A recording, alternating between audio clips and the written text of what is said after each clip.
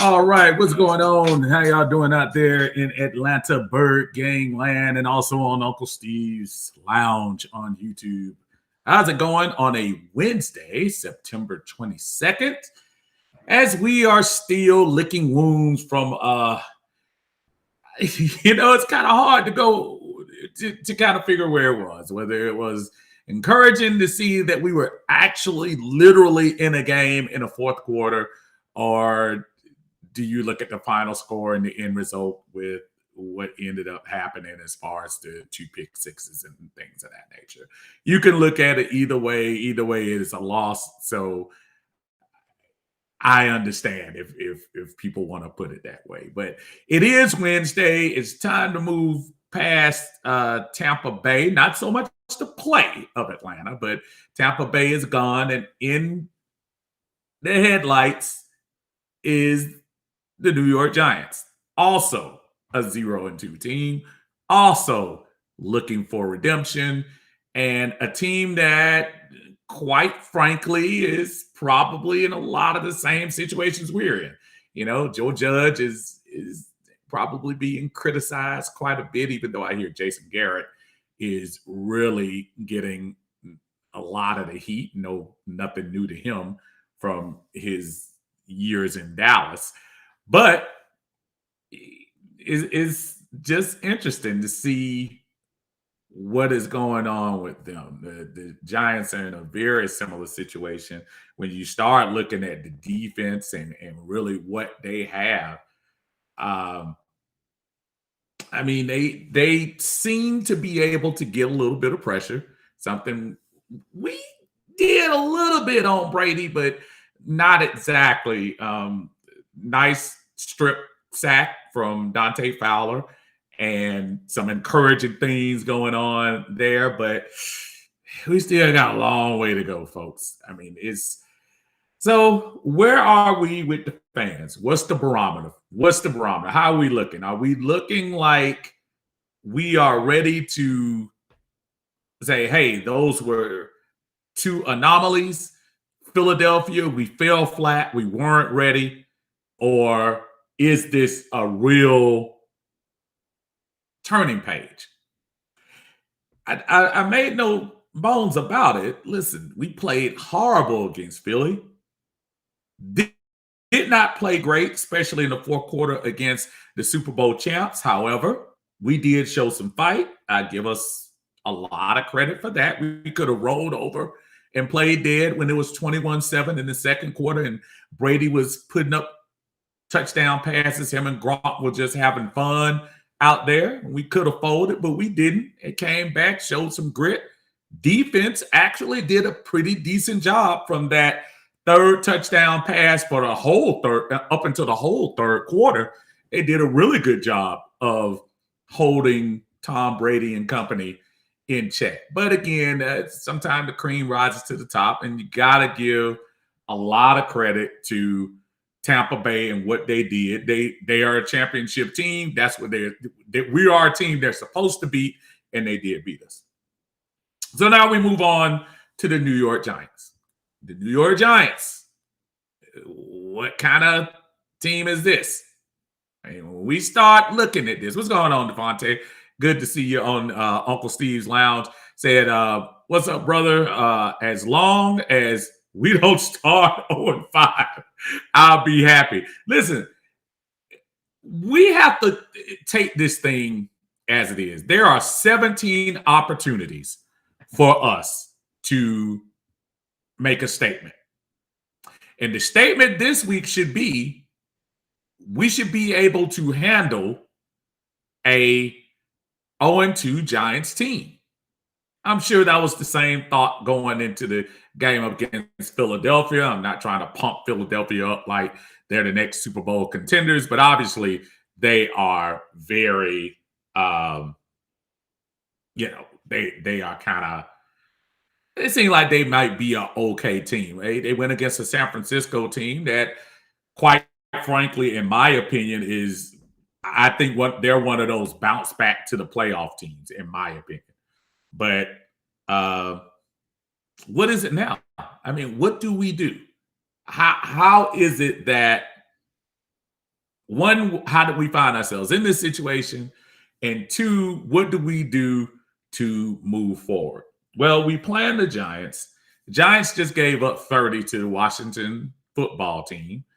And Washington's football team, if you ask me, and Tyler Heineke, he's a good story.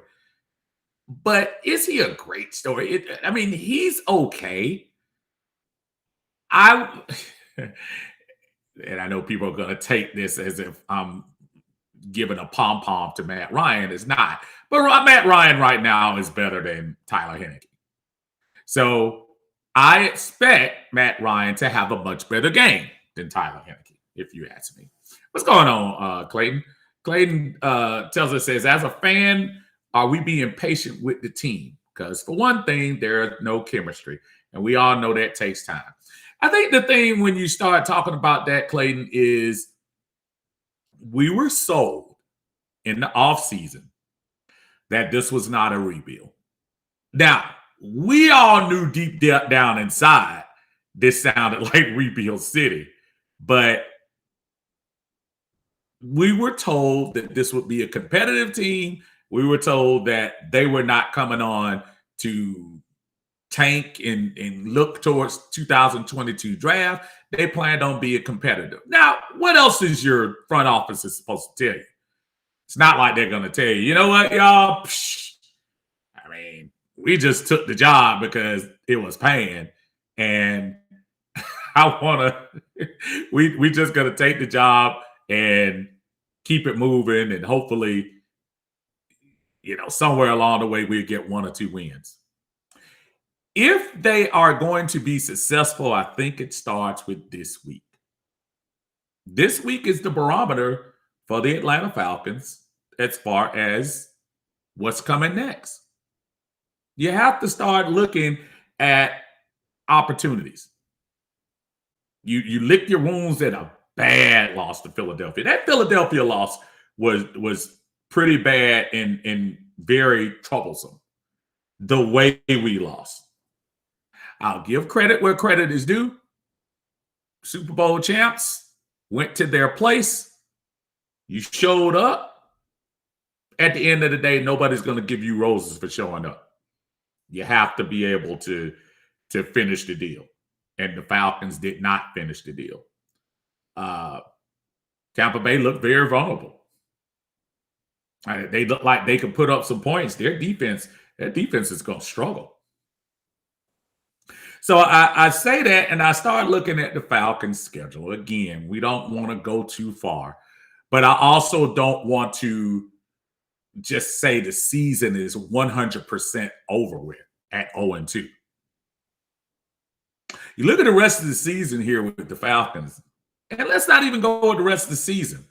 Let's take the next 4 games. The next 4 games, you go to New York, obviously, this weekend. 0-2. You play the Washington football team. And the Washington football team, that defense, they're ready. And not that they don't have a couple of weapons on offense, McLaren and Gibson at running back. It's not that they don't have folks there. But are you scared of them? I don't know. I don't know. And then the Jets come to town. with the interception machine that's called Zach Wilson. He'll be fine. Zach's going to be okay. But this is his rookie year. You're supposed to go in there and beat him down. Or he's supposed to come here. Well, that'll be in London, I'm sorry. And beat him down. And then you have the Dolphins at 1-1. Tua's hurt. They're down to the second string already. How confident do you think that this team can be? What's going on, Dave? How you doing, Dave? Listening to us and watching us on YouTube. Say, I'm doing just fine, my friend, here. Just talking about looking forward for the Atlanta Falcons after the first 2 weeks. So I just named those 4 games. So the Giants, Washington, the Jets, and the Dolphins. No guarantees in the NFL whatsoever. How do you feel about that schedule coming up? I mean, I feel like if this team is going to make a move and going to be successful, it's going to start with this week. It's got to start with this week. The New York Giants has Daniel Jones, and Daniel Jones, again, showed flashes that he can do some things. Don't overlook his ability to escape. Did a lot of good running in the last game against Washington. I hope we're on the lookout for that. All you got to do is look at the Jalen Hurts situation. Saquon Barkley, back playing, but is he truly all there? So I look at this game really as an even game. I know the bookmakers have Giants as a 3-point favorite. Anybody knows anything about the books, home team always gets 3. So they're basically saying this is an even game. I feel like we have a decent shot. If you look at things positively, there is nothing about the Giants that should scare you. The difference going into the Philly game is that we didn't see how Philly was going to start for the year. All we saw was preseason, whatever. Now we know Philly, okay, they might be middle of the pack. I'm not trying to say they're ready, but they might be middle of the pack as long as Jalen Hurts continues to do what he does. But looking at the first 2 games, there's nothing about the Giants that makes me say, oh no, Joe Judge, Daniel Jones. If anything, it's a similar situation here. Daniel Jones, I'm sure he reads the papers. I'm sure he does. Antone, how you doing, sir? I think we have a good chance of winning all those games. I mean, and why wouldn't you be encouraged? And the other person would say, because the other games since November last year, we haven't won. I get it. It's frustrating. And we're going to talk about that too. As we go, we're going to do something a little bit different today. I'm going to try something different with my screen. I'm going to pull up some of the posts, some of the active posts in the Atlanta Bird game and see if I can answer questions a little bit with you guys here, and just so we can see the vibe of the group. And also for those of you watching us on Uncle Steve's Lounge on YouTube, feel free to chime in. We always love that you guys have joined us. Please tell everybody else, hit that subscribe button, and we'll have some more stuff going on. Brother Clayton says, all the teams scare me because I don't know what Falcons show up. Gage hurt, Terrell hurt. We worked out Mike Brown. I know we also I know we have the punter just came in, Colquitt just came in as well. Listen, it's the first 2 games. It's the first 2 games. You're going to have this roster will probably look so much different from now by the time we get to the beginning of December. It's tough. And this team is going to be challenged because our depth is not very good right now. And the depth is not good because we're not going out to get those folks. One, we can't afford them. And two, I mean, quite honestly, as we go back and look from April, I think we were top heavy on okay draft picks. But really and honestly, I think we've been depending more of the 1-year free agents. When you talk about Harmon, when you talk about Harris out back there in the defense, you're talking about Mike Davis. I know he was signed for 2, but you start talking about folks like that. We're hamstrung when you start talking about depth. We don't have a lot. Going on, Jamil. Good to see you, brother. Said Falcons don't have a good roster. No doubt. I promise you, I didn't look at your post, but it's the same thing. The Falcons don't have a good roster, no depth, and I don't know what positions they're strong at. I mean, and everybody is everybody can be questioned. When you start talking about people that we were expecting to be better than average, Matt, Calvin, and I'm not saying they haven't played in spurts, but people that we were expecting to say, okay, if we don't have to worry about anything, we don't have to worry about quarterback. We don't have to worry about our wide receiver, who Calvin has done a decent job. Don't get me wrong. Nice touchdown catch he made.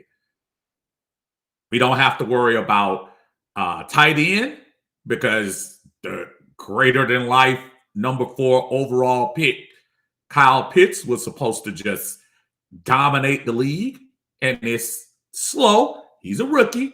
This is why we asked him to play in preseason.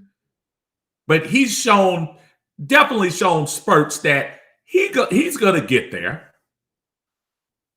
But it's a fair question. Grady Jarrett. Fair question. AJ got a couple of bumps, made a couple of good plays, kind of got burnt in a couple of plays, but just fair to ask what's coming next with this team. There is no absolute.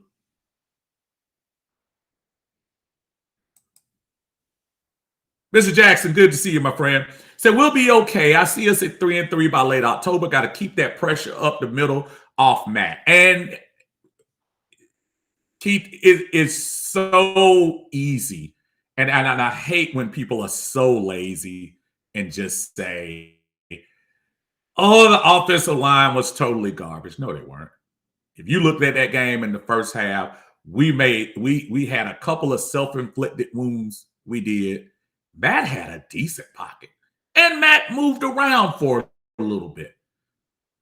We just couldn't match Brady touchdown for touchdown in the first half. Our first drive, I think we're just automatic for giving up first drive touchdowns. I don't know what that's all about. It's like the defense, the offense for the other team just zooms down the field, and we have nothing that we can stop them with. Nothing. That's kind of frustrating. Anthony says, not a lot of depth. Don't have any all-pro players. Coaching can only take you so far when the talent is bad, but you don't need all-pro players. Give me good players. Good players don't have to be Pro Bowl or all-pro. Definitely all-pro they don't have to be. Just give me some good players. As we're sitting back watching the situation in Tampa Bay, and we say, man, that's not fair. Tom Brady has Leonard Fournette, Ndamukong Suh, Mike Evans, Chris Godwin, AB, Rob Gronkowski, O.J. Howard, and then JPP, Vita Vea, Devin White, Shaq Barry. How do they get all those folks?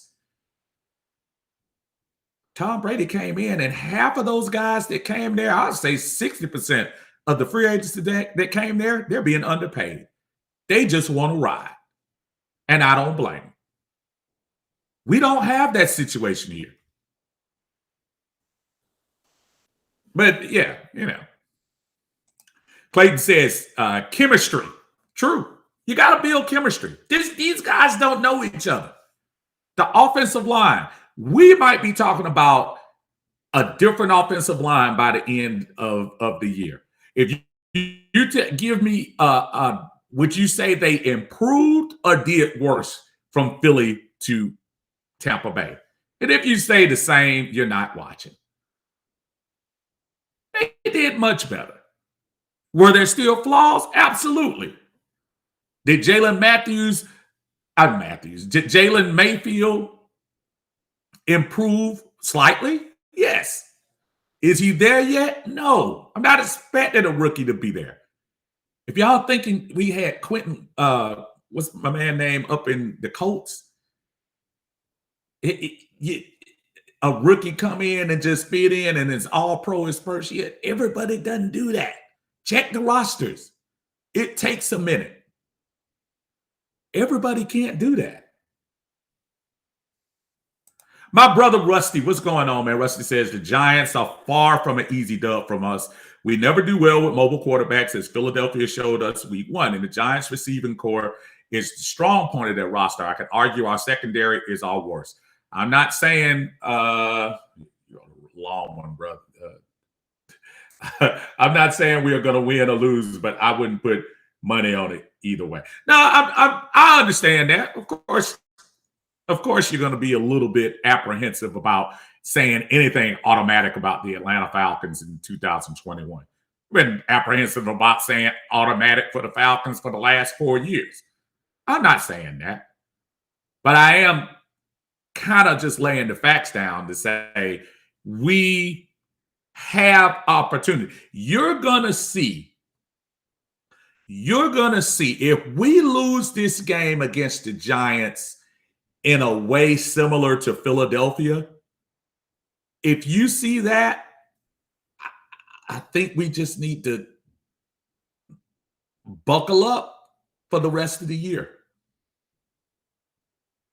But I think we're going to compete. I don't know what happened attitude-wise from week 1 to week 2, but that was a different team.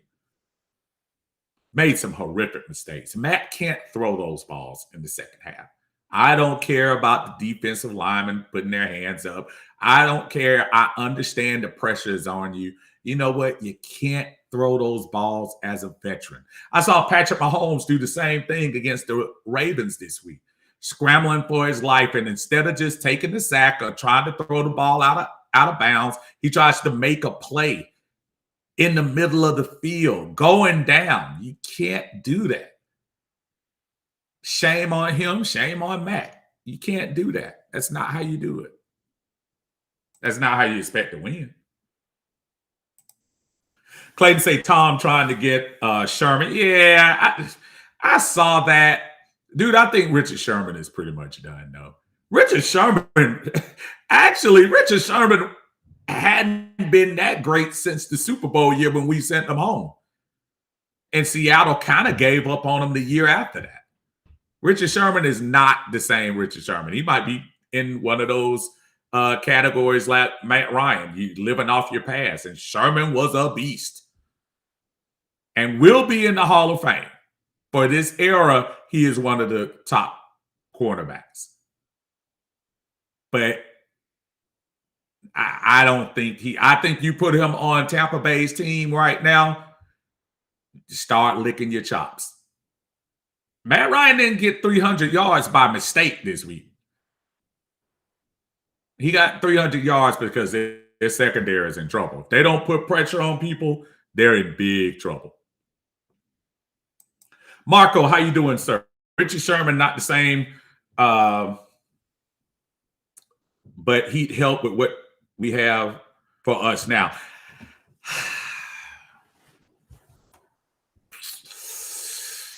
I don't know, man. I don't know. I hear you. I don't know. I think we'll end up because Richard Sherman is going to want to get paid. So that's probably the good thing about the Falcons. If he goes to Tampa, he's not going to take any money because he's just trying to get another ring. To come somewhere like the Falcons, he want to get paid. So I kind of throw that out. Brother Steven, how you doing, sir? In all honesty, the offensive line can be fixed. They definitely improved against Tampa. I don't even think it's a matter of fix, Steve. I think it's a matter of just somebody, Clayton said it earlier, chemistry. Just got to give these guys time to work together. I'll never forget the beginning of 2016, and I know everybody can wax poetic about it now because they know how it ended. But remember the beginning of that year when we lost to Tampa Bay and Jameis came in here and lit us up, and we were sitting here talking about, oh, the offensive lines, oh, Levine, oh my God, and what was big boy name? Chester. Chester is garbage. He's whatever. And then by the end of the year, they were basically giving Matt the cleanest pocket in the NFL. And Matt was able to do so many things. So it's a matter, it truly is a matter of giving them time. The problem is you're talking about a fan base that we haven't seen a win preseason, regular season, practice squad since last November. We're hungry. We're hungry and we're tired of losing. So when you're trying to develop the offensive line and develop defensive continuity and losing at the same time, the fans, from a fan standpoint, we don't have that patience. We understand, and here's the narrative right here again, because if I hear it one more time, I'll just lose my mind. Well, if y'all knew football, that's, well, first of all, genius. If you knew football, you'd be on the sideline and not commenting in a Facebook group. But as far as, of course, we know it has time. Of course, we know the offensive line has a lot of work to do. That still doesn't mean, as a fan, that we're supposed to sit back, watch our team get destroyed up the middle and say, well, the offensive line, they're not going to be good anyway. So, I know football, so we're going to get beat. That's stupid. And I usually don't go around. I said that's stupid. I didn't say somebody's stupid because I don't want people coming after me. I was talking about you're talking about me, man. You're bullying. You're admin bullying. No, that's not what I was saying. But that ticks me off so much when I say that, when I hear that. You don't know football. Did you see the line scheme and the whatever and the blah, blah? No, I didn't. And I really don't care. What I see is my team getting beat by 10 points. What I see is my team continuing to lose. Save the rest of that junk for chalkboard and whatever. That's not what this is. If you want to talk about plays and doing all that, y'all make your Facebook group, or bring it to the group, but don't act like fans care about that a lot. Fans just want you to win. When we start talking about any sport, and you see the person who just act like they are just the genius of coaching, this is all opinion. This is all speculation. Nobody here is trying to be a case expert. We're emotional right now. We haven't won in months. We are closing in on a year not winning. Gotta stop with the you don't know football narrative. That thing is old. It's old, tired, and you sound like a grumpy old man. I'm here for the excitement. I'm here for the up and down. I'm here for the roller coaster ride. And we losing, but you know what?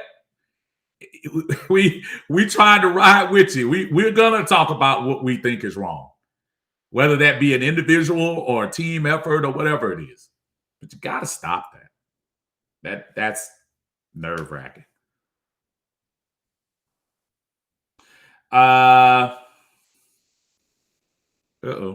There we go. Brother Christian, what's going on, man? How you feeling today? He said, I don't think Richard wants to be in Atlanta. He goes to be on the winning team. Yeah, I don't think he does either. No, Richard Sherman has a reputation to uphold. I think that was the greatest thing for him when they went to San Francisco and he was able to go to another Super Bowl. But if you remember along the way, Richard Sherman was getting toasted. He was getting toasted in the Super Bowl. He actually got toasted in a couple of the NFC playoff games for Frisco. He had a couple of good plays, don't get me wrong, but he's far from the Legion of Boom, Richard Sherman. Right now, you're getting name recognition. You're not getting Richard Sherman, the awesome guy who's going to be a game changer. You're getting Richard Sherman, hey, I'm here to fill a spot while your guy gets healthy. So I don't think Richard Sherman would be and again, if he even entertained Atlanta, he's not taking less than $4 or $5 million. He's not coming here to take a veteran's minimum. If he was doing that, he would have signed with somebody at the beginning of the year because nobody's going to pay him money. That's the thing. Richard wants to get paid, and I don't blame him. Of course you want to get paid. You're an all-pro. You're an active legend. Richard Sherman is somebody who is going to get in the Hall of Fame on the first ballot. No doubt. Especially as a cornerback. When you start thinking about cornerbacks in the 2010s, you think about Richard Sherman. Trying to think, who else do you think about right now? Cat in New England, Gilmore. But in the 2010s, Richard Sherman is money. Early 2010s. So, yeah.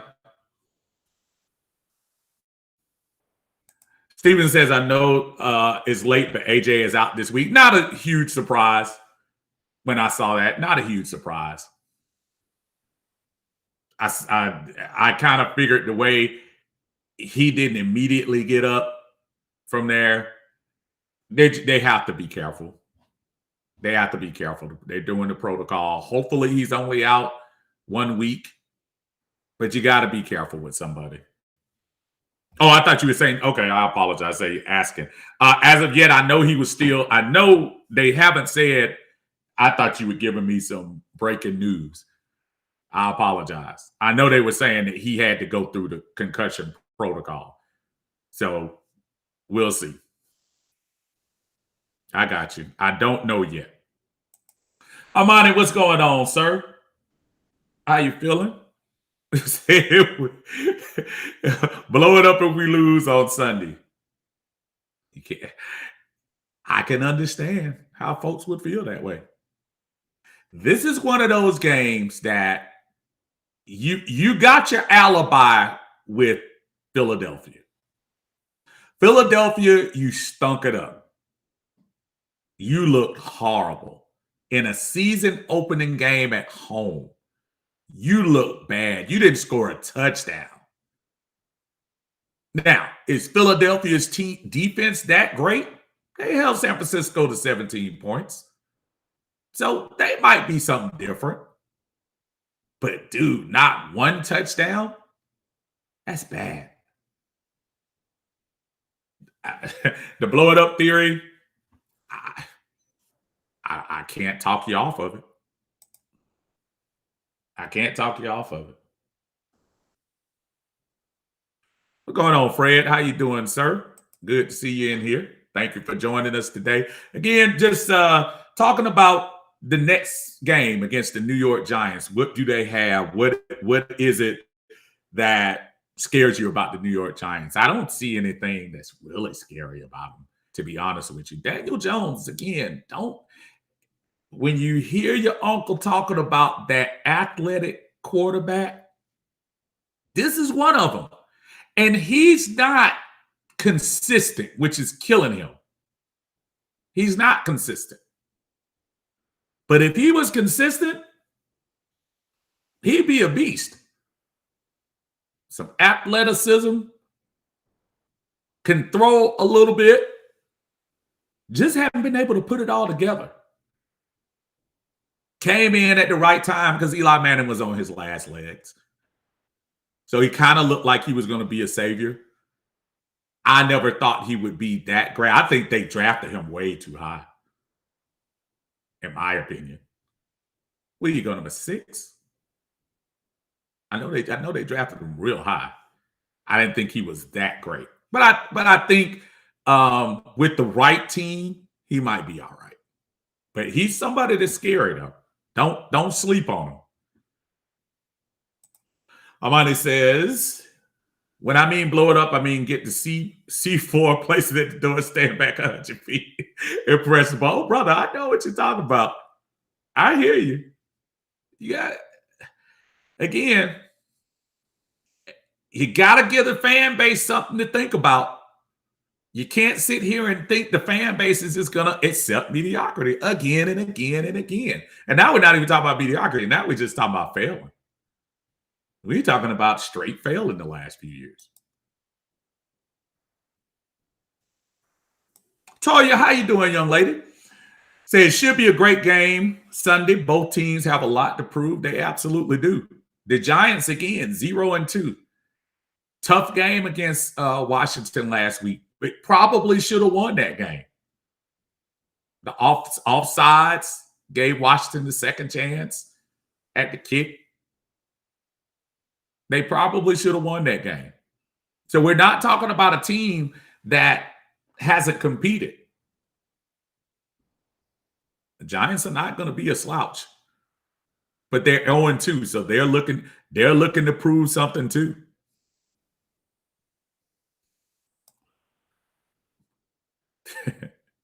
Fred said, I was saying blow it up if we go 0-4. Look, we just want to get that 0 out the way. The earlier we'll get the 0 out the way, the better. Remember last year, started off 0-5, had to get that stench called Dan Quinn out of here. Dude, we don't want to go through that again. And with Arthur Smith, no, we weren't. Yeah, some of us were dreaming about 12-5 and 13 and whatever, but dude, just win. That Philadelphia game, a win would have at least calmed folks down a little bit. But the way we lost. If you come out with an effort against Philly like you did against Tampa Bay, I think you would still give them an alibi. I'm still giving Coach Smith the alibi all year long. I'm telling you, I'm not saying I'm not expecting success. I'm saying, but this year, 2021, dude, it's not a whole lot he can do. They're handcuffed. They had to inherit a lot of players that they probably wouldn't have had. Him and Terry Fontenot. Salary cap screwing them up. But this is an opportunity to evaluate people going into the next year, even if we so happen to be successful in some areas this year. I think Arthur Smith, deep down inside, wants another signal caller. But he knows right now they have to take what they have. Christian says, honestly, Daniel Jones doesn't worry me because you can put pressure on him. He will make mistakes quick. You can put pressure on him, but I'm not saying you haven't watched Christian. Daniel Jones is sneaky athletic, man. Don't sleep on that. Don't sleep on him.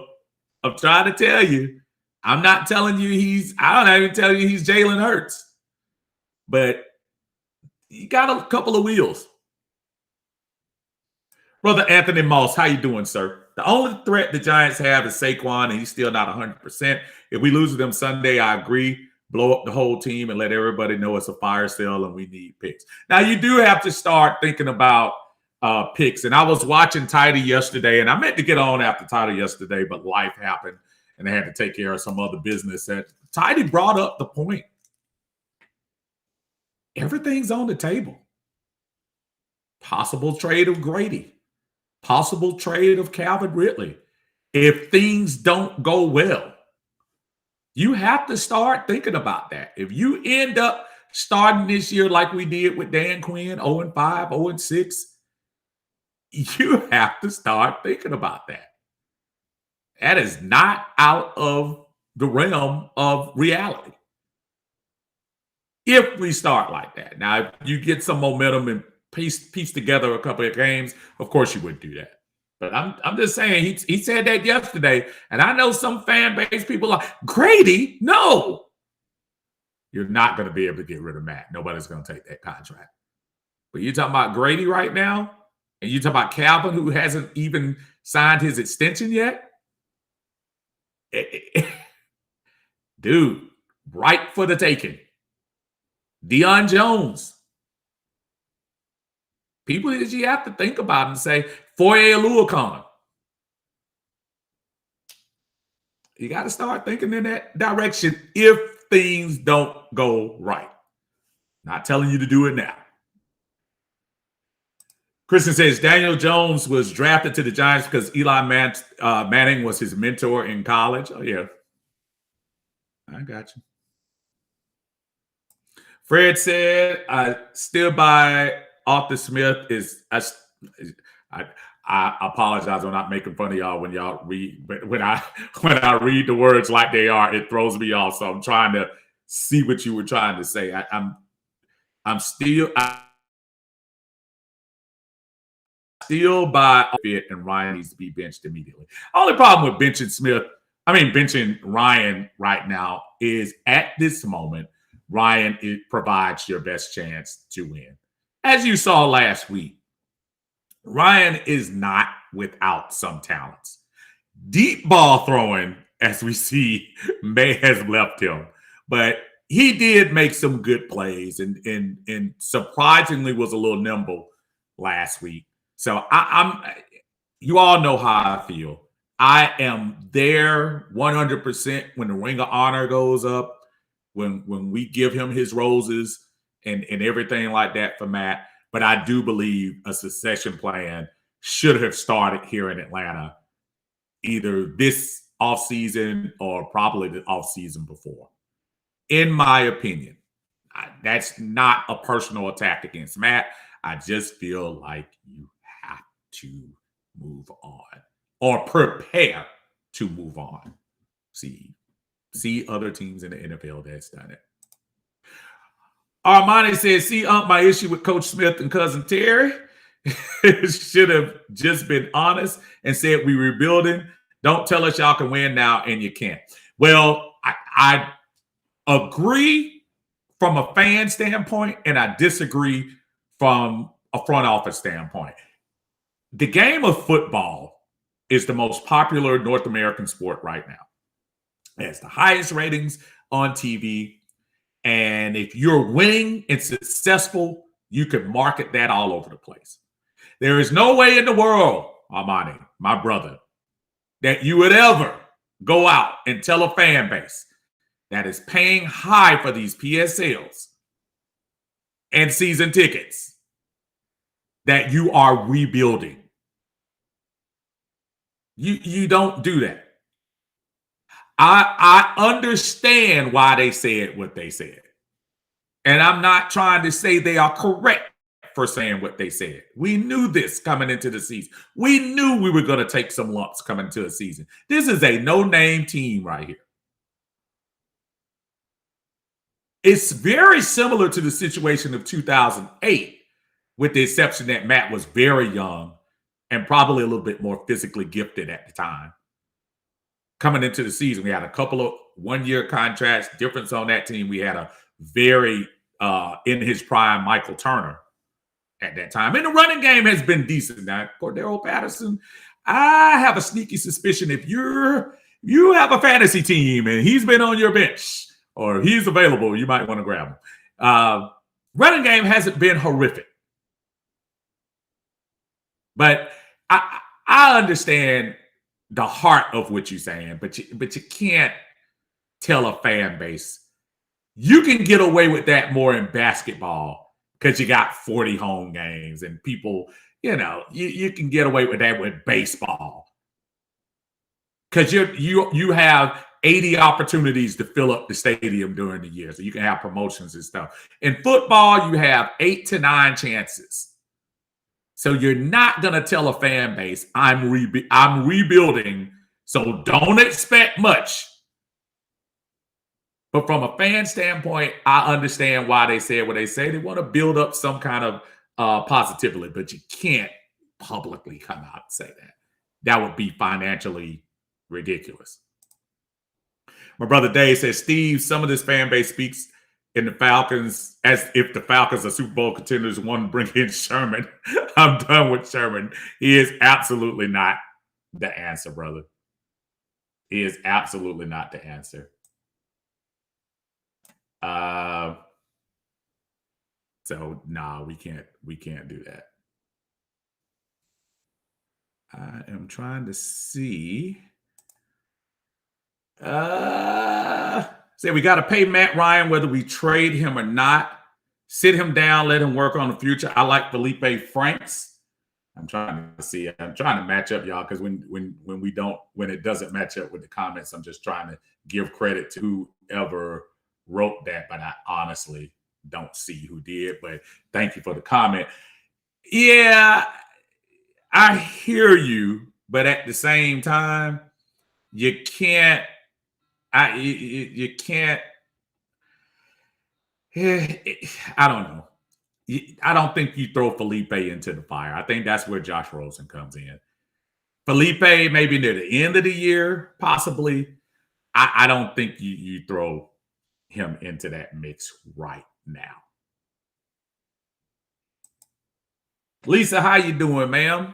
Good to see you. Nice to see you survive the trip back. Awesome, awesome. Dave said the Giants have 2 good wide receivers. Yeah, they're good. They're good. They're okay. No different than ours. Lisa said Tidy's live was really insightful. If we continue to not be successful, go ahead and blow this thing up and start over. You got to start thinking about it. You do. Let's see how these next couple of games go, though, especially this weekend. Let's see how Sunday goes before we do this. Let's see. Ricky, what's going on, brother? Good to see you in the house. I saw you last night. I didn't get a chance to get back on last night, but I appreciate that.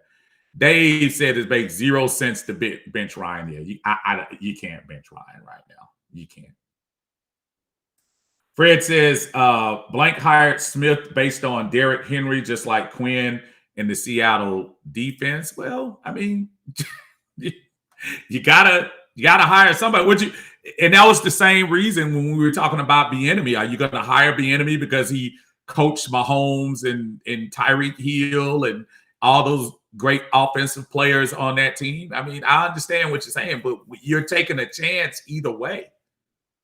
Who would have Arthur Smith's hiring came out of the woodworks. I understand that. But who else, honestly, were you going to hire? And tell me a more compelling reason to hire them than you hired Arthur Smith. I'm not trying to say Arthur Smith is the end-all, be-all, but tell me who you would have hired that right now would have done anything different on this team. Not somebody who's currently coaching, but somebody who was available last year to come in. Who?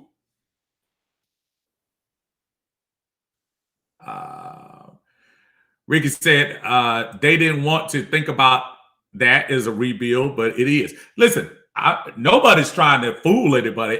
There are some of us that realize this is more of a rebuild than a retooling. Of course it is.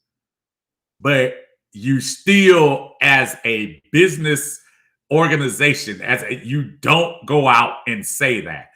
Where they messed up was you probably should have said, and of course, you're going to tell people that you're going to try to win. I don't think it was anything wrong with how they presented it, but what are you supposed to say? You're going to tell people we're trying to win. Of course you are. And I'm trying to get down to the comments, y'all. I'm sorry.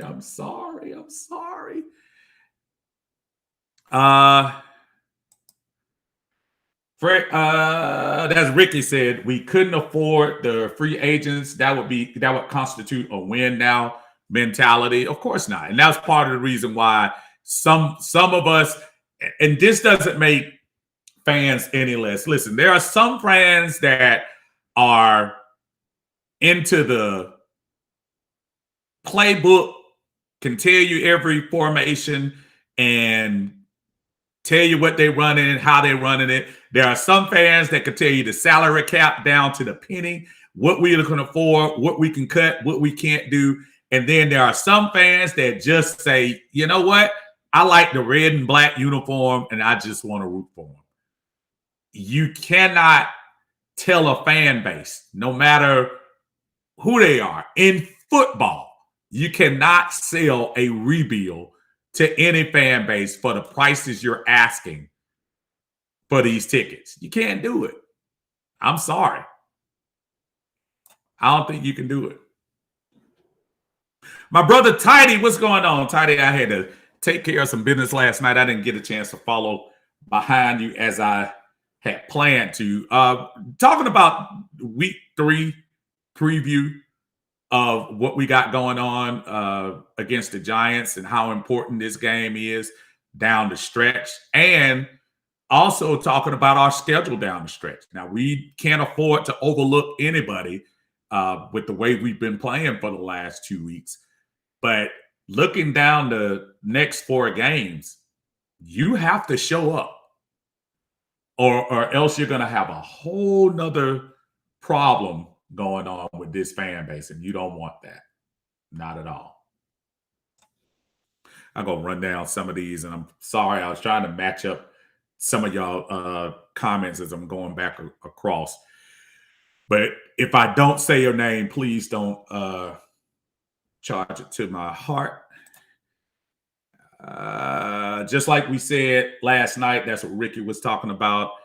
Franks needs a lot of work, more work than this season would allow. Fast Start Falcon is on YouTube talking to us, saying, this is a rebuild. Should I say it again for the folks in the back?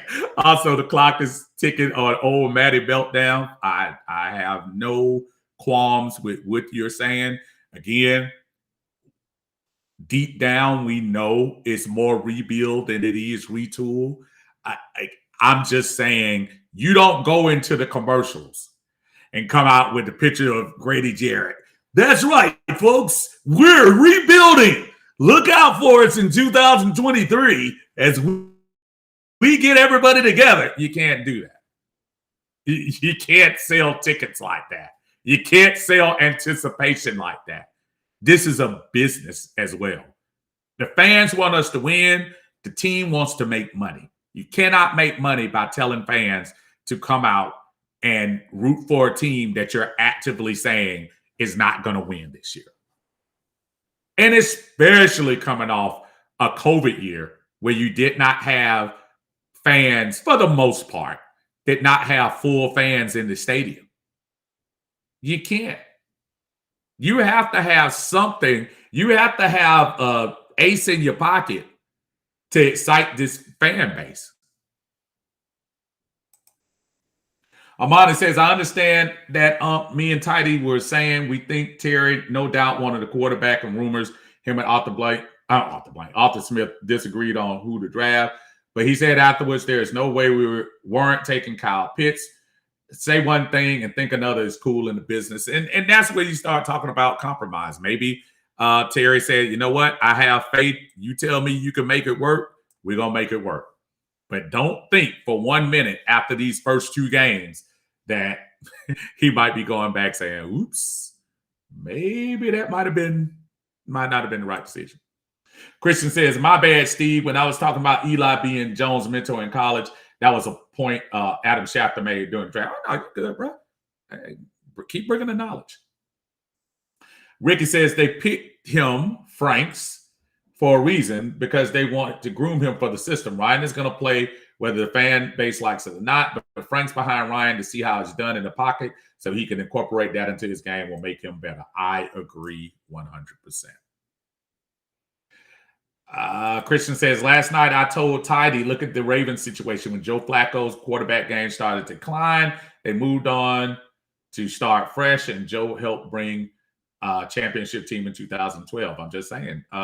And not only that, even more what you can say for that situation is Joe Flacco was drafted not too long after Matt Ryan, and you see where their careers have gone, with Joe getting the ultimate prize and Matt getting there but not being able to get the job done. Now, as father time normally works with everybody except Tom Brady, there is a decline. And what you don't want to do is at the bottom of the hill, which we're not at the absolute bottom yet, but if you keep waiting for Matt Ryan to just absolutely unload his whole gun, you're going to turn around and not have anything left. And a fan base that's saying, wait a minute, y'all didn't plan for this? And y'all expect us to still pay the amount of money we paying for these tickets? You know.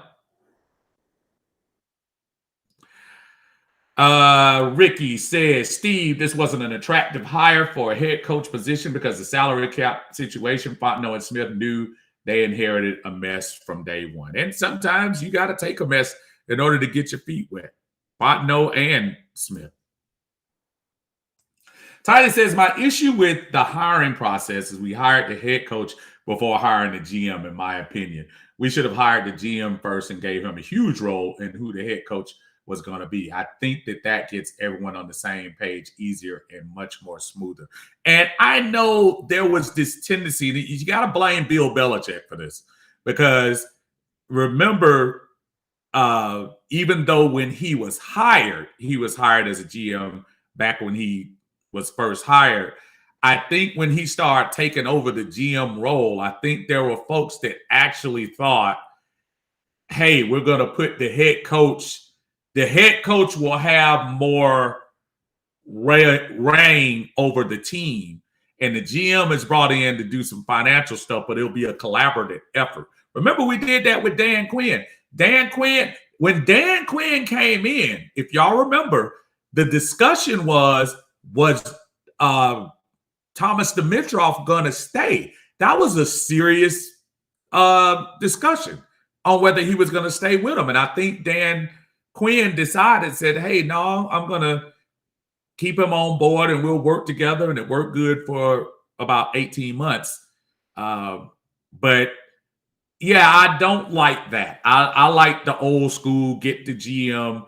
GM makes the decisions. He gets the players that the coach wants and do that. All of this head coach with so much power, especially when you start talking about a first-time head coach. I would almost see if you had a seasoned head coach, if Pete Carroll comes into your organization and says, you know what, Arthur, I would like to have that power as a head coach to bring in a GM to work with me. Pete Carroll has the equity. Mike Tomlin has the equity. They're only about 4. Andy Reid has the equity. Those are those folks that you would come in and say, I would get that type of power in there. Toddy also says, I agree. The front office will never come out and say we are rebuilding. It's just not a smart from a business sense. They have a product to sell, whether we win 15 games or 2 games. I mean, how silly would it be? Especially football. I'm telling you, you can get away with it in basketball and in baseball because there are so many games. And this is me talking. If you disagree, let me know. I think you can get away with it because there are so many games to attend and to go to. With football, you get 8. You get 8 and sometimes 9, depending on now the schedule. You have 9 opportunities to prove to this fan base that you can, you can do this thing. You can't.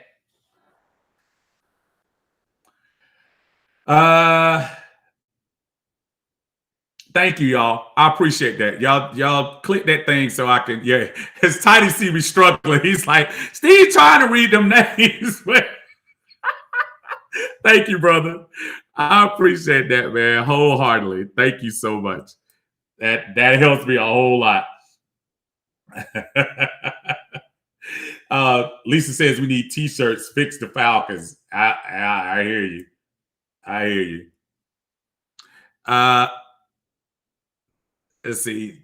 Who is that? That's Anthony. What's going on? Says Joe and Matt were drafted together. Yeah, that's what I said. Same year. They were drafted the same year. I think I said that. Pretty sure I did. Lisa said Flacco is QB2 with the Eagles behind Hurts. Right. And he's probably looking for a good retirement plan. I don't think Flacco is going to be there that long.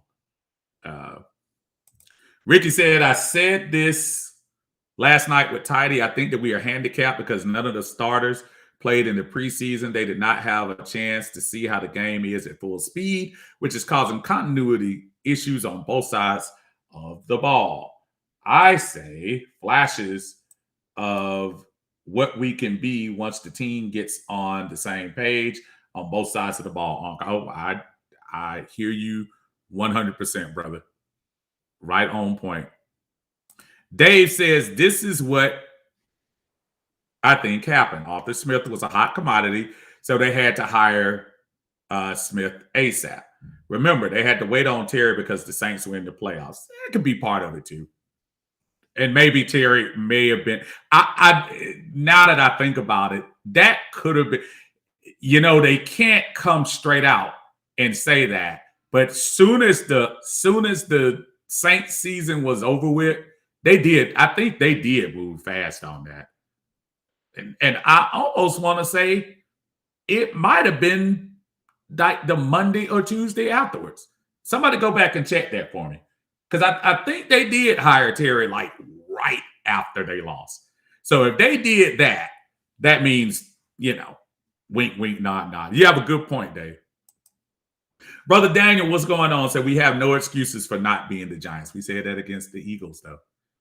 We are in no position to take any team for granted.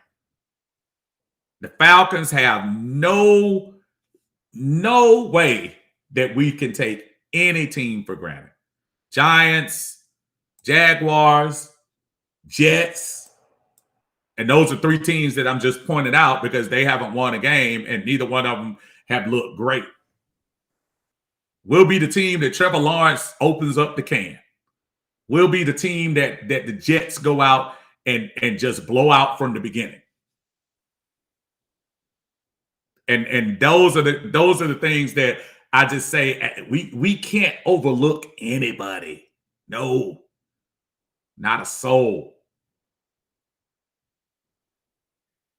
Not a soul.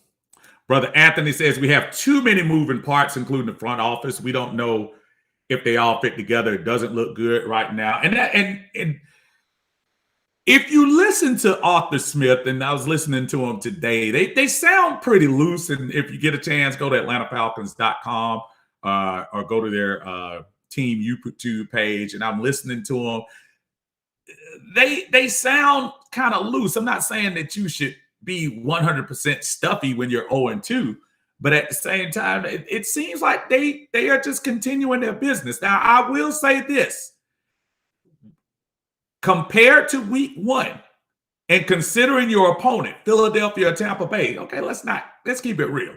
I got more faith in Tampa Bay than I do Philadelphia. You played like crap against Philadelphia. Against Tampa, a team that absolutely nobody expected to win, you actually showed up. And you didn't finish the job, but you showed up. Who was not in the fourth quarter when we had the ball inside the 10-yard line was saying to yourself, oh my God, we about to do this thing. Stop lying if you say you weren't. You don't sit there and say Tampa Bay was going to do what they're going to do. That's not true. Atlanta got all the momentum. And until they got that punt inside the 6 or whatever, whatnot, that was when the stuff started going downhill. So I'll say the one plus is that was a good deal. So let's hope they can keep it moving that way. My brother Tidy says, I lurk in a Giants fan group, and their fans are saying, if we can't beat the Falcons, our season is over. As Falcon fans, we are saying the same about the Giants. Funny how both fan bases are in the same boat. with the same thoughts. And I guarantee you, if you go to a Jets fan group, if you go to a Jacksonville Jaguar fan group, if you go to a Minnesota Viking fan group, you're going to hear all the same comments. We had a tumultuous summer where we had turnover. We lost legends. We drafted icons. Alleged icons. We drafted people in. We brought a new coach. We brought a new GM. Everybody was ready to explode in that Philadelphia game. And all of a sudden, the brakes were like, ah! We're still waiting for that explosion. It can still happen. You got 15 other chances.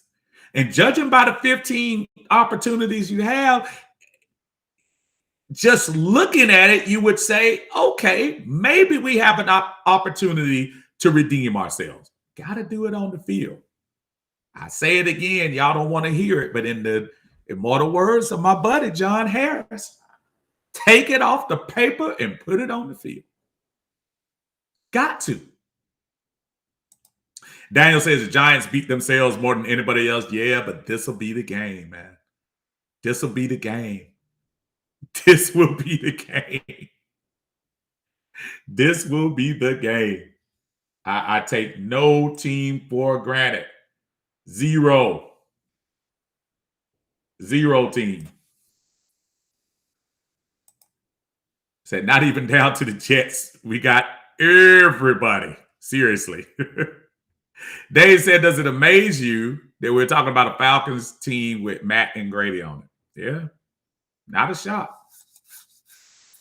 Daniel says defense should have consistent pressure all game. Jones playing like a DC, like peas with all the disguises and blitzes. Again, want to see it on paper. Want to see it off the paper and on the field. And as I said this last night, that's Ricky saying the Falcons are trying to find their identity. We don't know how we are or what defines us as a ball club. Once we develop that, then we can make a determination of who we really are.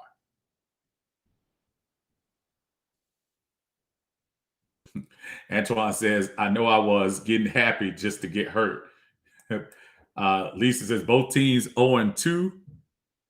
This week's game will be interesting. Come on, Falcons. We got to do it. Got to do it. Daniel says, Patterson and Fabian, the only guys that are free agents next year, and I bring back at this moment. At this moment. Anthony Stephen, what looks good other than Patterson? Younghoe Koo? I'm being real. You know what? And I don't want to. I know because the big deal was made about Mike Davis this year, and Mike hasn't been horrible. He's kind of worried me about doing all this shaking in front. I thought he's more of a north-south guy. He hasn't been horrible. I want to give him slight kudos. Like the run game has not been that bad. We just haven't been in a situation where we've been able to take advantage of it because we're behind. We've been behind so hard, you can't. You're down 14 before you can do anything. So it would be nice to see the Falcons actually going back and forth to see what this offense really does. Brady's put up 3 touchdowns in the air against you. Dude, you don't have a choice. You got to throw the ball 50 times to get back. It would be nice to be able to see what this team can do toe-to-toe with another team.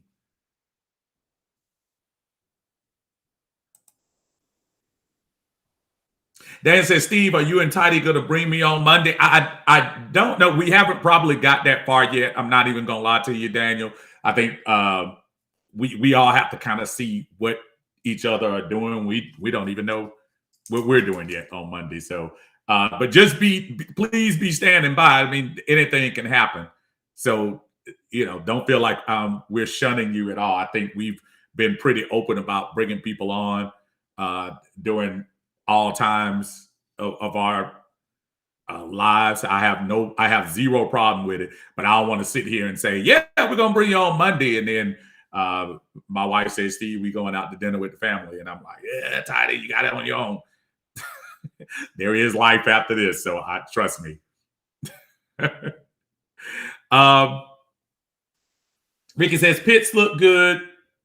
Once the game slows down, he'll be good. Yeah, Pitts has shown some flashes. Here's the problem, Ricky.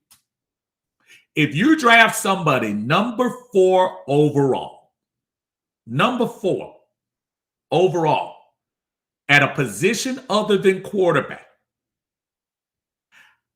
I need to see what you got. Now, he did show some flashes this week against Tampa. Don't get me wrong. And those, linebackers there are no joke. But dude, I'm telling you, you got to show me more. You got to. Please show me more. Anthony says you're right about Kudo. Kudo gonna be on all-pro team again. Daniel says, I hope AJ Terrell plays because he's probably my favorite defensive player on the Falcons right now. Dude, I'm a fan of Foye, man. And I'm trying to tell you, man, Foye got to be the most out of luck dude. Dude, he did it again. He has forced more fumbles on this team. Remember how we kept talking about KZ the year he was getting all the interceptions and making all the little turnovers happen and stuff like that. Boy, when Foye knocked that ball out and that ball just basically sat there on the sideline, man, I got so excited. That dude is thinking all the time.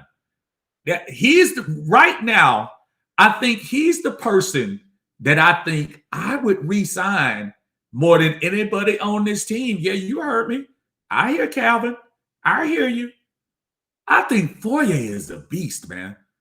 And I think Foye is going to be and I don't even know if Dion's going to be there the whole time with him. But Foye is one of them cats, man. I think he's a special dude. One of them low-round picks that got slept on. But once he got on the stage, he showed what he can do, man. I like me some Foye Oluokun. Got his jersey over there. That's one of those cats that you really, when we start talking about re-signing and everybody talking about Calvin's going to ask for 16, 17 mil at minimum. You see these wide receiver contracts going out there. And I'm not trying to tell you not to sign Calvin. But boy, oh boy, you let Foye get out on that free agent market if you want to. You talking about a move you'll be regretting. I mean, I know this is one of those teams, or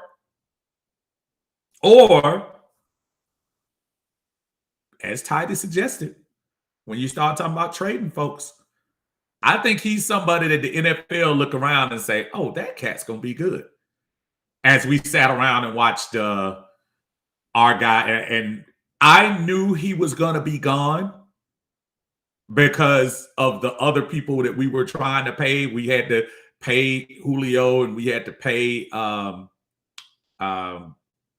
did we have Stan Grady? Oh, no, not Stan Grady. We had to pay Grady or whoever it was. But I knew Devondre Campbell was going to be the odd man out the year he left us. And he out there balling with Green Bay, getting interviews after the game.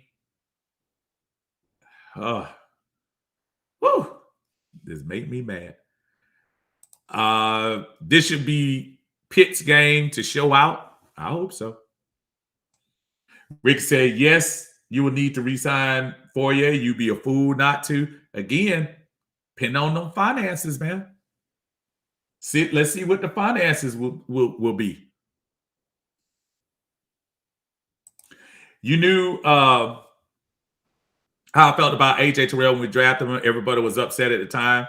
And the play he made Sunday was great. Yeah, I was upset at the time. Because, like I said, the last thing I saw him was getting beat up and down the court. I mean, up and down the field against LSU. He's come on. AJ has definitely showed his work. Ricky said Foye will be in Dallas if we let him go. Tidy said, I don't think Devondre enjoyed playing here. Yeah, and that's the well, you got to remember at that time too, Toddy. Think about he was watching people getting paid around him that he was probably saying they paying these folks, and I'm the. Remember, he led the Falcons in tackles the year he left. Devondre, think about if he was on our team right now with Foye, Dion, and Devondre on our team. Think about that. I'm not trying to tell you they would have been the toughest linebacker group in the world, but I will say I think they would have performed.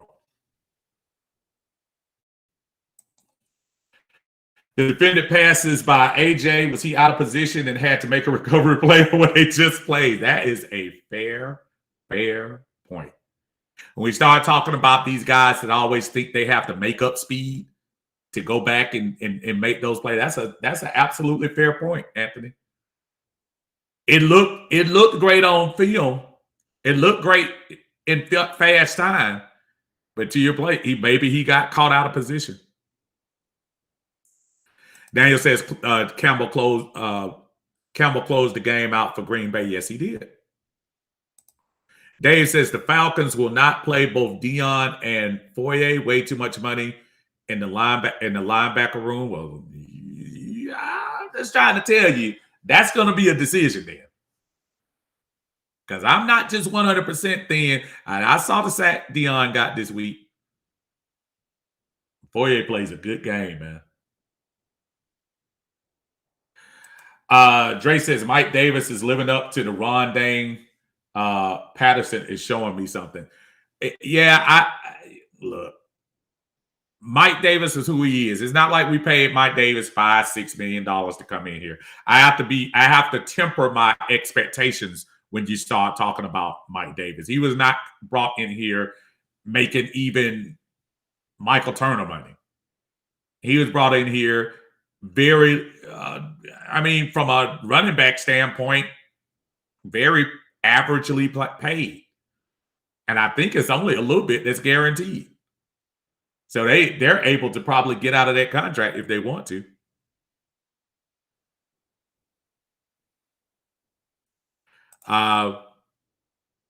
AB wouldn't have caught it anyway. Oliver was there because he had been playing safety. Yeah, I saw him diving in front of the catch too. That would have definitely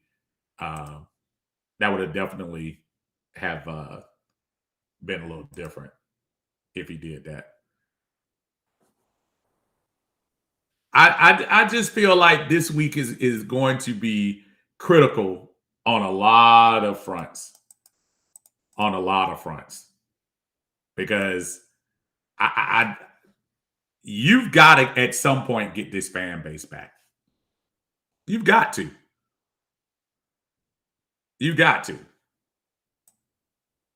So I wanted to take time to go through a couple of posts that I saw. And you know how sometimes and I know Tidy does it too, when you're going through all these posts and you don't, you sometimes you're in the mood to type everything, and sometimes you're not. But I just wanted to share a couple of ones that I saw today, and I pulled up the Atlanta Bird Gang thing and post page, and I said, you know what? Let me go through a couple of these that I saw, and let me pull them up real quick, as hey, some of the members get some shine on here. Coming up on this one says Dwayne Kennedy says, I hate to tell y'all, but we're probably not drafting a quarterback next year either. I disagree with that. I think for sure we're drafting a quarterback. I don't know. Listen, Felipe Franks was a free agent, undrafted free agent. It's not like, it's not like we're sitting here trying to say we're set at quarterback with Josh Rosen. I don't think that's fair. Ricky says, so what's with the game plan? What's the game plan, Steve? We got to deal with Saquon. Do they have some nice? They do have some nice receivers, but outside of that, what are we dealing with? Are you dealing with a team that you got to take seriously? We can't take any team for granted. I know the easy thing is Giants just like us, and they're suffering and all of that. No, we can't take anybody lightly, man. We can't. Tidy says if we don't draft a quarterback next year, then I don't know what else to say. I'm just trying to tell you, I don't even understand where that comes from. That we wouldn't draft a quarterback this year. And we go back to another comment. Brother Eddie Thompson yesterday says, keep it at 100. And Eddie always keeps it 100. Wink, wink. Some of you are just plain scared to let Matt Ryan go. So what? He's the best quarterback in franchise history. He's not a Manning, Brady, or Elway. He's not an irreplaceable talent. We ain't winning with him. And someone said if we bench him, we will have the number 1 pick. So what's really the difference if we go 5-11 with Ryan or 2-14 without him? We still suck. Time to move on. And Eddie has his own way of saying that, but Eddie is probably right. I think we are at a point where we're scared to move. And I don't agree with Eddie half the time, but he's right. It's almost like we're scared to see what happens without Matt, which is ridiculous because I want to see what happens. I do. Oh, I apologize. I'm moving back again, y'all. Forgive me because I'm trying to catch up with you. But I see this one. Antonio, what's going on, brother? Say, hey, Steve. Hey, big brother Steve. I like our chances against the Giants, but how do you feel about the direction of our new regime overall? Rise up, shout it. Listen, Antonio, I got a sample piece. It's like that cake that your mama or grandmama used to make, and you go in there in the kitchen and you taste a little piece of the icing. And right now I'm tasting it, and I'm like, you might need to put that back in the oven there, grandma, or whatever. I'm not quite impressed with it. So, but I'm not foolish enough to encapsulate the whole year into 2 games. Got a long way to go. Got a long way. And I don't ever want to say it's completely over. Tiny, I was reading over there to Tiny, but I see this one here said, don't sleep on the Giants. They have a great defense. I won't say great, but they have a decent defense. It said Eddie's best post of the year. Absolutely. Oh, boy. Ricky says there's no way that we don't draft a quarterback. Mike can't keep up with the speed of these pass rushers in today's NFL. We have to get somebody in there who is smart, in the pocket, and light on their feet. No disagreeing in that. None whatsoever. Trying to pull this thing, though. Ty says, Steve, I think some of it is scare, as stated by Eddie, and I think a good bit of it is that people have attached themselves to Matt Ryan. And it has went past football. They've fallen for him as a person, his character, and how he carries himself. And it makes people tend to have blinders on. I have said this several times. I think Matt, as far as an ambassador for this team, for his tenure, has been that guy. I know we talk about number 11. I'm not trying to pull up who's better, who meant more, who's more popular. But Matt has always been the face, y'all, whether you want to believe it or not. And he's done a great job being the face of this franchise. And I applaud him for taking that 2007 season, man. Y'all, if y'all remember, you're talking about rock bottom. This is not rock bottom. Try 2007 when we were trying Byron Leftwich and Chris Redmond and Joey Harrington out there for the team. Try that. That's when we were at rock bottom. The stuff we're doing right now, we kind of expected that. When we the whole Vic thing and Petrino thing and the different quarterback things, when all of that was going on, we were sitting there saying, oh man, there's no way that this franchise ever recovers. And not only did we recover, but Matt Ryan helped guide this franchise through some horrible times. And I'll always be thankful for what he did from 2008 to 2012 and 2016 and 17. But there comes a time, in my opinion, that you have to kind of start looking and saying, but you know what? Maybe it's time to look somewhere else. That's not personal. I unpopularly said 2 years ago that when Julio was asking for that extension, think about trading him then. Now, we can't play crystal ball and knew what was going to happen this summer before Shannon Sharp started making phone calls. Think if we would have got that phone call. Think if we would have made that trade 2 years ago before we paid him $20-something million a year. Think about how that would have freed things up. And shoot, you'd even have room to not worry about Matt Ryan right now in his contract. But Matt Ryan, dude, I'm giving him his roses before we bury him. I will.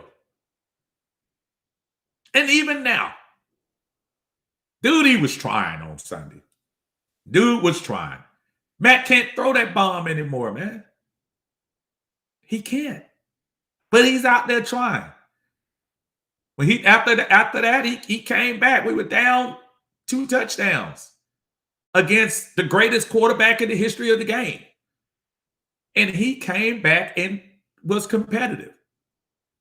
Now, still give him his dings for not being able to finish what he started, but it's time, y'all. It's just time.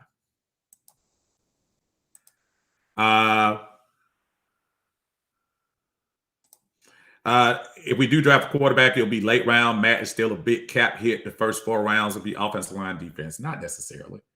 And that's something that we gotta stop doing that. And I'm not dogging you out, Arlen. Dude, why? If we had drafted Justin Fields or Trey Lance, if we really wanted him, what's the unwritten rule that you can't sit him on the bench? He wouldn't have made more than $10 million. And if you had Matt struggling and to be able to put somebody out on the field, think about what Chicago just did. Now, I know they're in a different situation because Andy Dalton is not, he still I think he signed $10 million. But what's the unwritten rule that you can't draft a young quarterback? Let's say Matt does stay here 2 years. You still got 3 more years with the other quarterback. You don't have to extend them like Kansas City did Mahomes. They jumped the shark with Mahomes. They said, oh, before we even get there, let's go ahead and pay him now before the prices get astronomical 3 years from now. There's no unwritten rule. I don't get that. I've never gotten that thing that says you can't draft a quarterback. They used to do it a long time ago. Quarterbacks don't have to come in the game week 1. You have a rare thing going on right now. Got the number 1 quarterback out there. You got number 2 quarterback out there. Trey Lance is in the waiting behind Jimmy Garoppolo. He was number 3. He's still on the bench. You got Justin Fields, who finally got on the field, and you got Matt Jones starting. It doesn't necessarily have to do that. That for the life of me, I don't. I'm not saying we don't need to draft offensive line, Arlen. I'm not saying we don't, but let's stop with the narrative that we can't draft a quarterback. I'm gonna go online right here. Anthony says we need to wash our face. Tonio says basically what it is the fan base trying to get rid of Ryan, not the team. The team thinks he can still win. Ricky says there are 4 teams right now that can use Matt Ryan: Colts, Texans, Lions, and Washington. Realistically, Washington would probably be, in my opinion, Ricky, the only legitimate one there. I think the Colts are kind of young. I think they probably want to go young. Wentz is still not too old. I think Wentz is going to be okay. He played well before he got hurt. Lions, I think same thing. I think Jared Goff is going to be okay. He was slinging it around there for a quick second against them. I think Green Bay just overtook them later on. Tidy says, Steve, I said last night that we haven't had 4 consecutive losers of the season since the 80s. Very long time. Very good point. Very good point. Father Time is undefeated all day, all night. So there's a fan rule created on Beyonce's internet. Listen, draft your quarterback, folks. Draft your quarterback. Please don't sit up here and try to pretend like, it's all over with. Okay, going back to a couple of posts in here. Kevin, let me put this up a little bit because I'm blind and I can't see. Kevin Gray says, I understand it's human nature to panic, but GD, relax. We got 15 games left. RELAX. Here's the problem, Kevin. You've been relaxing in 2018, 19, last year. Folks are tired of relaxing. We want to get up. That relaxed stuff ain't working. Try something else. I think people are tired of relaxing. We are absolutely tired of relaxing. We can't. For everybody that keeps saying be patient, I understand being patient. I do understand that. But geez, at some time, you've got to think forward. You've got to. You got to. I applaud you for your optimism, but we've got to start, got to start moving forward. Oh, this is a beauty right here. Our brother Armani yesterday said, "Congratulations, Matt, but riddle me this, Falcon fans: if Matt Ryan's offensive line had been so bad pre this season, how come he's able to put up these type of numbers? I mean, he's not the dual threat. He had to sit in the pocket and throw the ball." They talking about how Matt Ryan at this juncture in his career has thrown for the most passing yards in his first 14 seasons. Here's the thing with that one. The first 14 seasons, there's not too many quarterbacks that could say first 14. So and I get it. Don't get me wrong. I get it. But yeah, stats. And I get your point, Armani.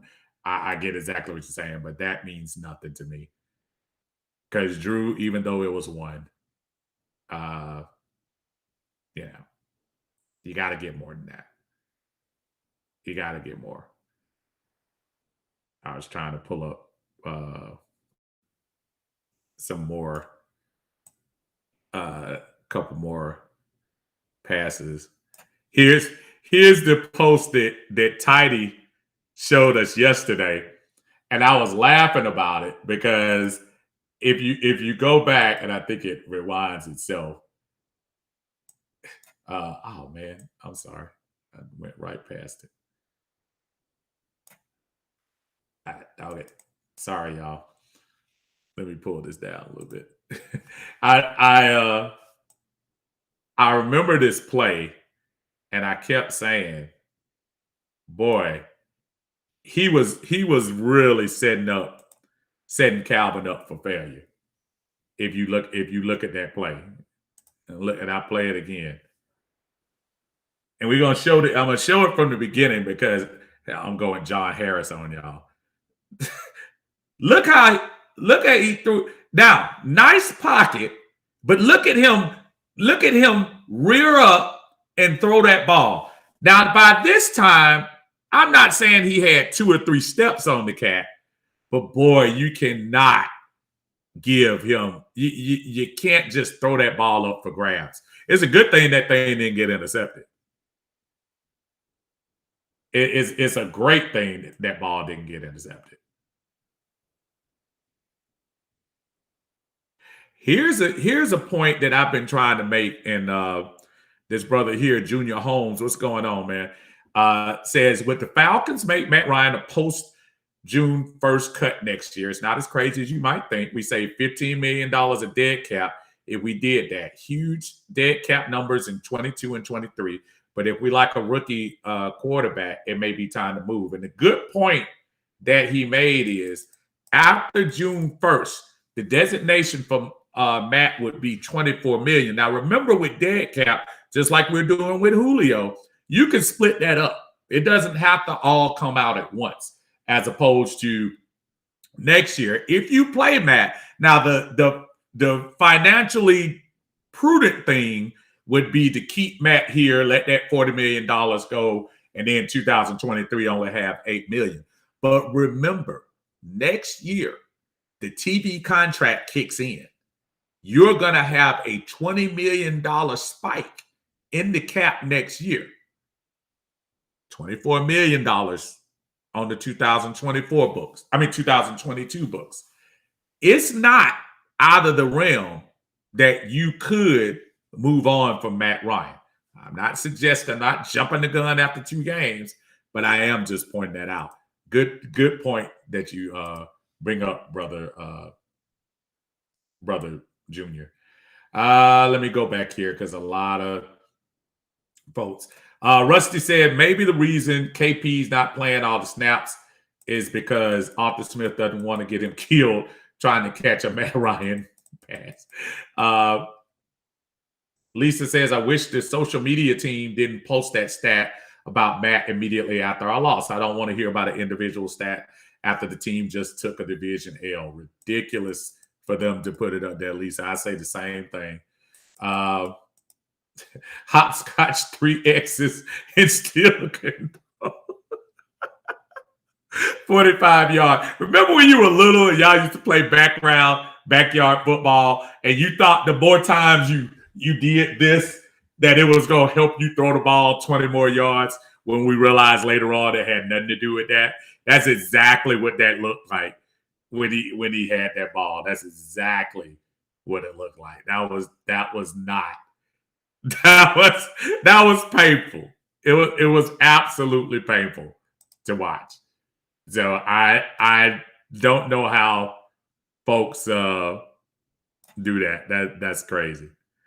False Star says the top 100 in the NFL top 100 holds weight is voted by the players.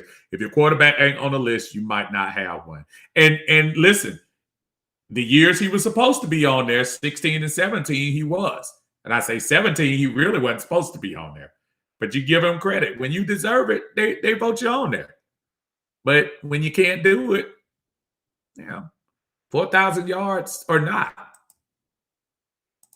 So that's just a sign of a guy who knows his arm is gone. All that hopscotch. Y'all wrong with the hopscotch. Oh boy. That is messed up. I don't agree with my brother right here. Jules says we're not going to win a game this year. First team to go 0-17. No, we won't. We'll win a game. I totally believe we're going to win a game. I hope it's this week. I think we're going to win again. I think we're going to win a game. I think we're going to win a couple of games. My brother Jeremy Dupree, hadn't heard from him in a long time, says, out of the 22 starters on our ball club, how many could start anywhere else? That's a very good question. Very good question. Think about that. Think about that. How many of our 22 could start somewhere else? I just right off the rip say about 3 or 4. What's going on, Joe? How you doing, man? Thanks for stopping by, brother. Dave said, "Do you ever notice how these national pundits give Matt credit while trashing him at the same time?" They do.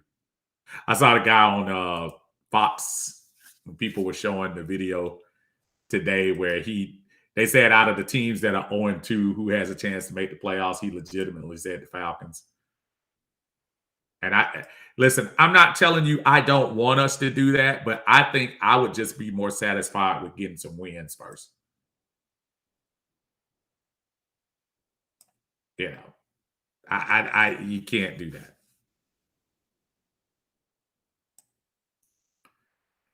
All right, Ronnie Lambert, like sometime yesterday said, "Not a Matt hater. I just understand his limits, but y'all do know we had a chance to draft Justin Fields, right?" Yes, we do. We remember, Ronnie. We do remember. We do. Have to move on with that one. But I understand where you're coming from. I do. I do. I do.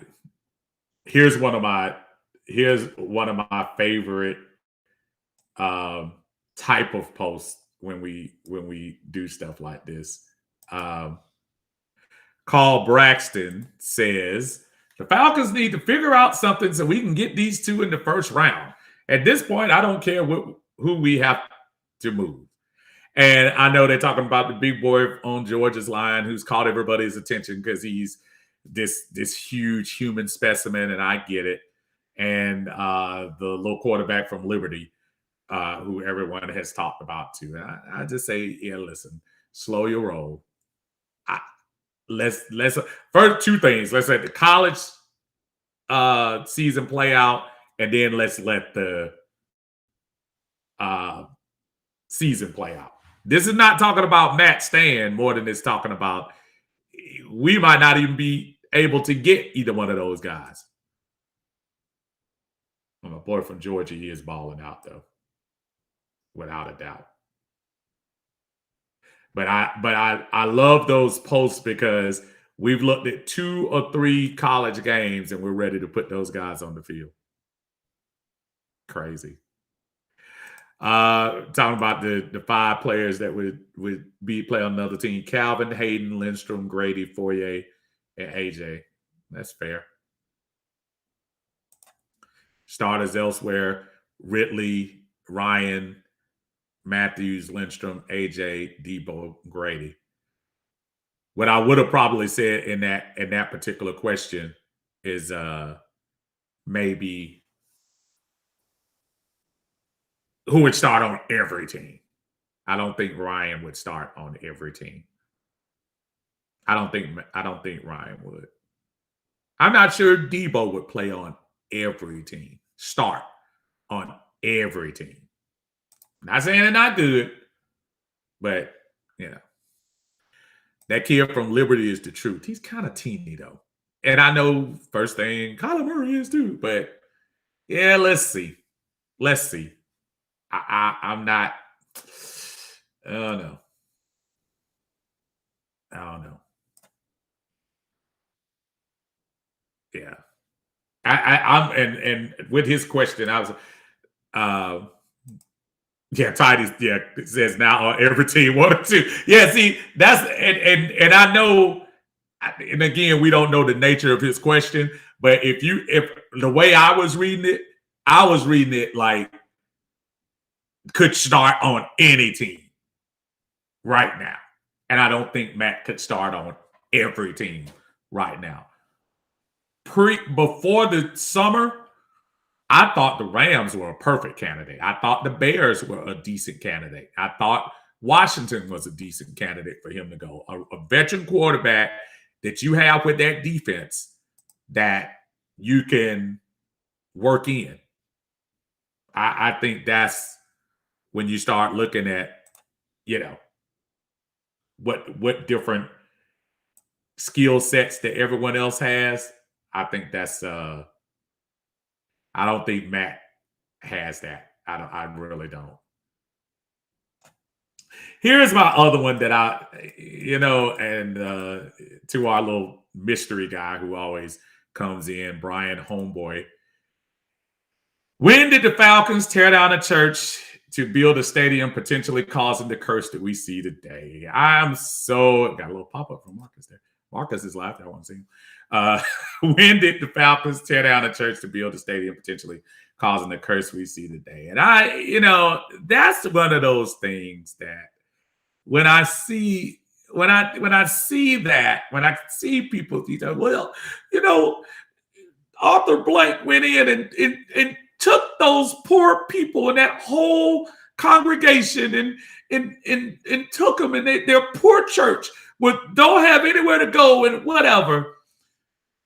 Those churches that I guarantee you right now, and I don't know either anybody that went to Friendship, and I don't know anyone that went to the other church, but I guarantee you this: wherever they are now, they bought a brand new building. They put up a brand new. They probably paved brand new parking lots, and I guarantee you, none of them are suffering right now unless they mismanage money. Stop with the curse stuff. Some of y'all know y'all don't know about church anyway. I ain't gonna sit here and try to go on that rant, but stop it. Stop it. Those persons were well paid, $19 million and $14 million. Stop it. Stop it. Absolutely crazy.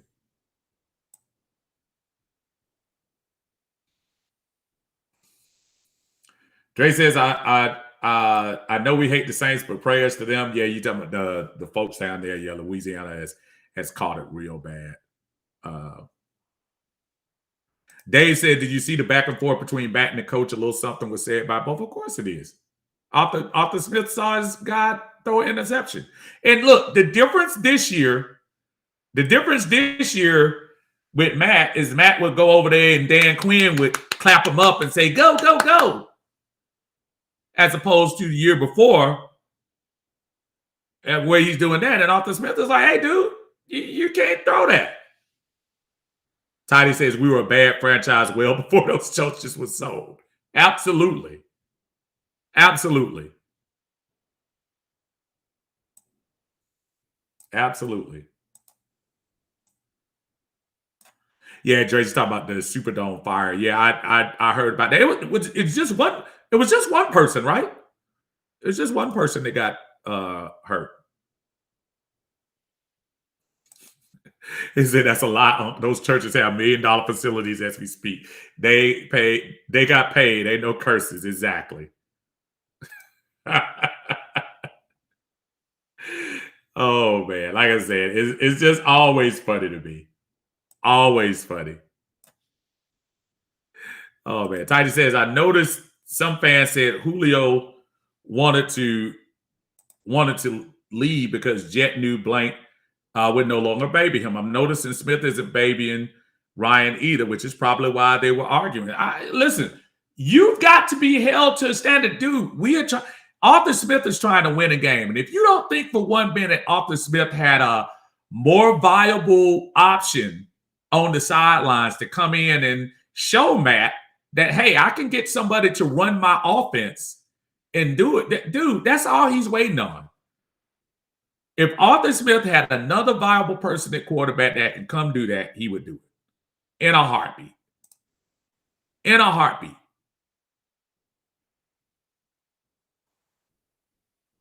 But I know you're talking about Smith, right? Dave said Creflo Dollar was in on it. Yeah, I mean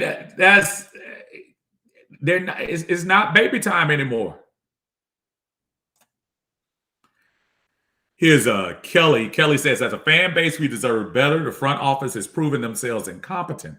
As fans, we continue to support them financially, tickets, jerseys, memorabilia, etc., with very little ROI.